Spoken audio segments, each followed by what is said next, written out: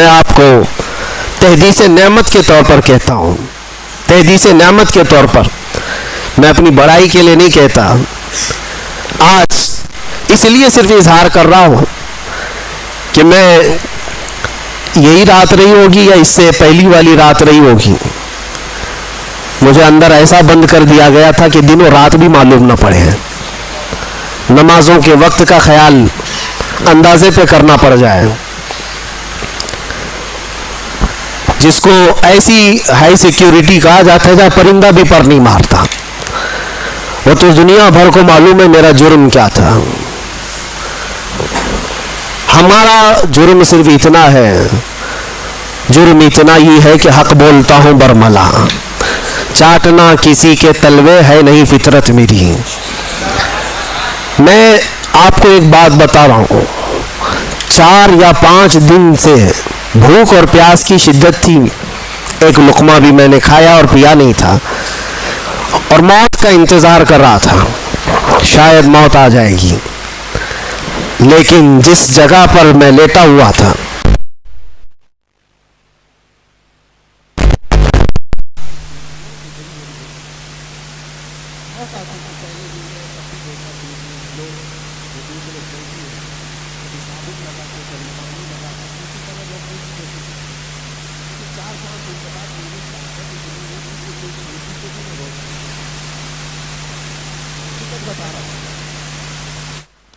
जैसे लगा हो किसी मुर्दे को खाने के लिए कोई कीड़े लग गए हो।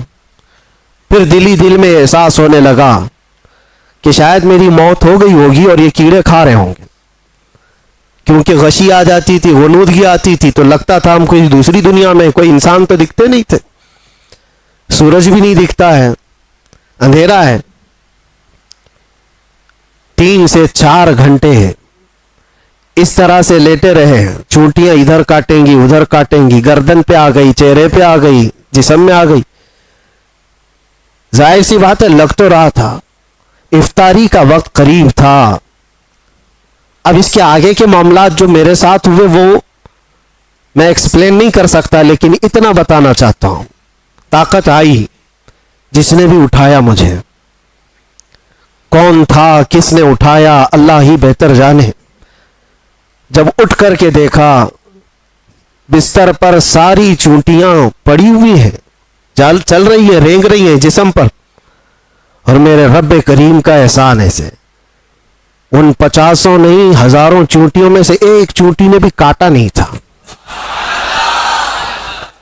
वो इसलिए नहीं कि मैं कोई पावरफुल आदमी या मैं कोई परहेजगार, मैं कोई अल्लाह का वली, नहीं, मैं इसका कोई दावा नहीं करता, कोई दावा नहीं करता।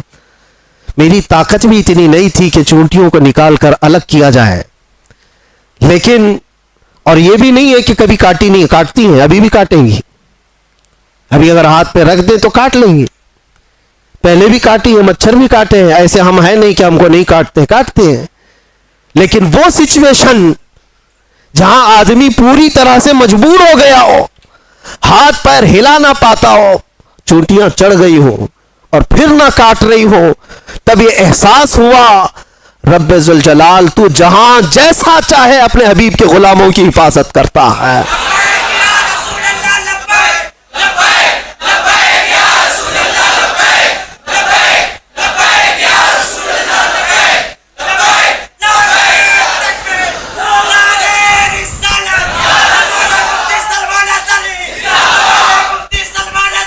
आपको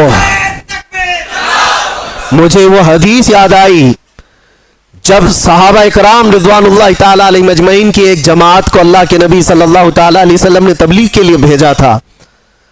70 सहाबा इकराम में जब वो तबलीग के लिए गए थे, कुफ्फार और मुशरिकीन ने धोखे से उन सारे सहाबा को शहीद कर डाला था, सारे सहाबा को शहीद कर दिया था, और 3 बच गए थे। 3 में से वो सहाबा को कैद कर लिया था, और कैदी ऐसा बनाया था कि 24 घंटे उनकी निगरानी पर बैठे रहते थे, जंजीरों से बांध करके सहाबा को। उसके बाद हुआ ये कि उसमें एक सहाबी हज़रत से ज़ैद बिन दसना रज़ियल्लाहु ताला अन्हु, उनको उन जालिमों ने निहायती बेदर्दी के साथ उनके हाथ की उंगलियां, उनके पैर की उंगलियां, उनके होंठ, उनके कान, उनके नाक सब काट करके शहीद किया था। एक गुलाम मुस्तफ़ा को निहायत ही दर्दनाक अंदाज में शहीद किया और उसके बाद उनकी लाश को लटका करके रखा है खंबे से और पहरा लगा दिया कि इनकी लाश को कोई लेकर के ना जा सके, कोई लेकर के ना जा सके। दो सहाबा थे वहां पर, ज़ैद बिन दसना रज़ी अल्लाह ताला अन्हु और एक दूसरे सहाबी हजरत खब्बाब बिन अल-अरत या खुबैब बिन आदी रज़ी अल्लाह ताला, दो में से कोई एक सहाबी है। अल्लाह के नबी सल्लल्लाहु अलैहि वसल्लम मदीने तैयबा में बैठे हैं। हुजूर पाक सल्लल्लाहु अलैहि वसल्लम ने फरमाया, जालिमों ने मेरे गुलामों को शहीद किया है मेरे गुलामों में से कोई जो बचे हुए मेरे उन सहाबा की लाशों को लेकर के आए मेरे पास। दो जरी सहाबा थे, हजरत तलहा, हजरत जुबैर रज़ी अल्लाह ताला अन्हुमा। घोड़ा लेकर ये दो ही लोग निकले थे। तकरीबन 500 के करीब कुफार जिसकी पहरेदारी कर रहे हैं, उन पहरों में से वो सहाबा की लाश को लाने के लिए सिर्फ नबी के दो गुलाम निकले थे। उन्होंने कहा हम लेकर के आएंगे।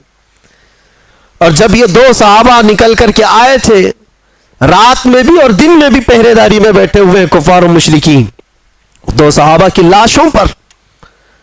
अब सोचिए आप, रात के वक्त ये पहुंचे थे दोनों सहाबा, और जैसे ये करीब गए तो देखा पूरे तलवार सोते हुए पहरा दे रहे हैं। इन दोनों सहाबा ने अल्लाह की बारगाह में अर्ज किया कि मौला, हमारे पास ना तलवार की ताकत, ना भाले और नेज़े की ताकत, हमारे पास सिर्फ ईमान की ताकत है। हम तुझ पर यकीन रखते हैं और तेरे नबी पर ईमान रखते हैं। तू अगर मदद नहीं करेगा तो दुनिया हमसे किस तरह का सलूक करती है। देखा ये दोनों सहाबा दुआ कर रहे थे, वो सारे कुफ्फार और मुशरिकीन को ऊँग लग गई, नींद लग गई। उनके बीचों बीच से गए और उन सहाबा इकराम की लाशों को उठाया। एक सहाबी की लाश को उठाया और रखा और लेकर निकल पड़े। दूसरे वहां पर मौजूद रह गए। जब तक वो जागे तो वो सहाबी रसूल जो वहां रह गए थे, तो जालिमों ने यह सोचा कि किसी न किसी तरह इनको भी ये ले जाएंगे, इनको किसी तरह से यहां काट काट करके टुकड़े टुकड़े में बदल दिया जाए। तो जैसे ही इस बुरी नीयत के साथ करीब आए, शहद की मक्खियों का एक छत्ता पूरा उस सहाबी के अतराफ लग गया। इतनी खतरनाक मक्खियां आ गई। वो सहाबी रसूल जिनकी लाश वहां पर मौजूद है, पूरी मक्खियां, शहद की मक्खियां। और कुफार और मुशरिकीन में से कोई करीब जाता तो इतना डंक मारती थी कि वो सूज जाता था और जहर चढ़ जाता था। वो शहद की मक्खियों से खौफ खाकर सारे भाग गए। उस सहाबी रसूल की जिस्म को, उनकी लाश को कोई हाथ नहीं लगा सका, हाथ नहीं लगा सका। ये वाकया मेरे जहन में आने लगा कि ये रब तबारक व तआला का दस्तूर है, अपने हबीब के गुलामों को कभी शहद की मक्खियों से और कभी चूंटियों से हिफाजत करता है। जब वो अपने नबी पाक की हिफाजत गारे सौर में मकड़ी के जाले से करता है, तो ऐ गुलामान मुस्तफ़ा, क्या तुम्हारा ईमान कमजोर है? अगर रब चाहे आज भी तुम्हारी हिफाजत सिर्फ हवाओं से फरमाएगा, सिर्फ हवाओं से फरमाएगा। बड़े बड़े नमरूद आए और बड़े बड़े फिरौन आए जिनको अल्लाह ताला ने हिलाको बर्बाद किया। नमरूद को एक मच्छर से और फिरौन को सिर्फ पानी से गर्क किया। और इंतजार करना, हमारे दौर के फिरौन के लिए भी कोई मच्छर जरूर आएगा। हर दौर के नमरूद और हर दौर के फिरौन का अंजाम वही होता है जो उसके जुल्म का अंजाम होता है। इसलिए कि कुरान में अल्लाह ताला फरमाता है, वमल्लाहु बिगाफिलिन अम्मा यअमलु ज़ालिमून, अल्लाह तबारक व तआला जालिमों के काम से बेखबर नहीं है, हर चीज देख